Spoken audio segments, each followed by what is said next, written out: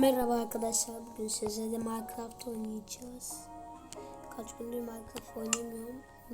Skyblock oynayacağız Minecraft'ta.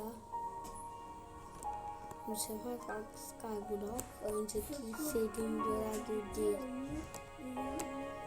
Hepsi bir anda karışık. Bakın böyle. Yanlarda bir yer var mı? Çocuk Smart TV. Bu ne ya?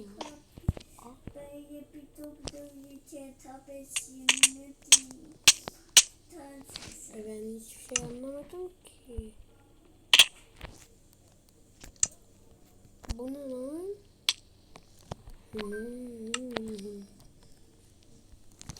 Çık ya. Böyle bir şey olamaz ya.